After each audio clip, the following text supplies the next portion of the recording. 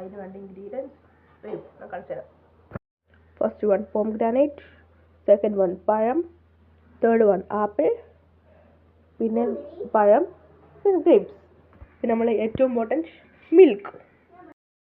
പിന്നെ ഞാൻ ഇതിന് വേണ്ടി എടുക്കുന്നത് വാനില ഫ്ലേവറിൻ്റെ കസ്റ്റാർഡ് പൗഡറാണ്. നമുക്ക് ഓരോന്ന് മേക്ക് ചെയ്യുന്നത് കാണാം. ചെയ്യേണ്ടതെന്ന് വെച്ചാൽ ഒരു ഗ്ലാസ് മിൽക്ക് മാറ്റി വെക്കുക. ഈ മറ്റേ ഗ്ലാസ് മിൽക്ക് നമ്മൾ ഗ്യാസ് മിൽക്ക് വെക്കുക.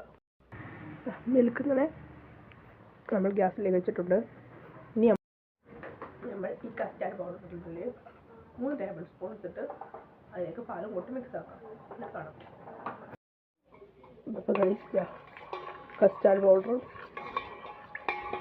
3 ടേബിൾ സ്പൂൺ ഇട്ടിട്ട് അതിലേക്ക് പാലും പറഞ്ഞു കട്ട കെട്ടാതെ ഇളക്കിക്കൊണ്ടിരിക്കണം. കട്ട കെട്ടാൻ പാടില്ല.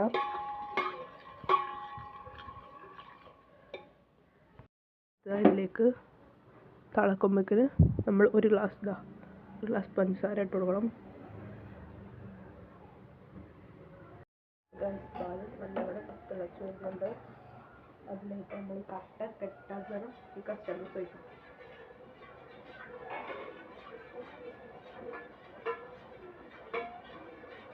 അതുപോലെ തന്നെ നമുക്ക് മുറിച്ച് വെക്കാം.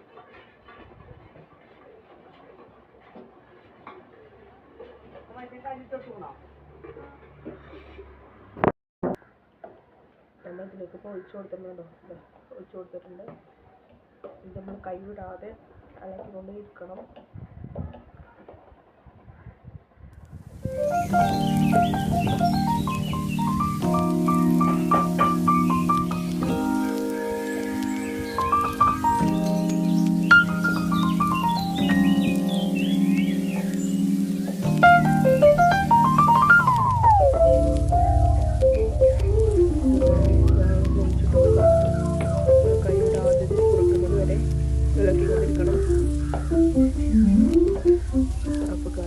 കുറുകിക്കൊണ്ടിരിക്കുകയാണ്.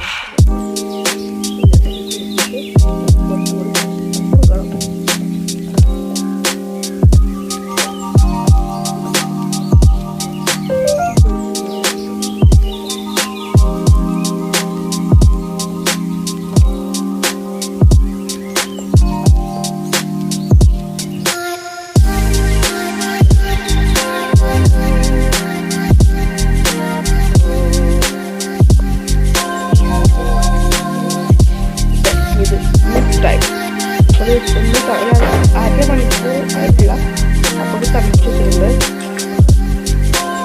ഓരോ ഫ്രൂട്ട് ഇതിലേക്ക് തട്ടി കൊടുക്കാം. കാണാം.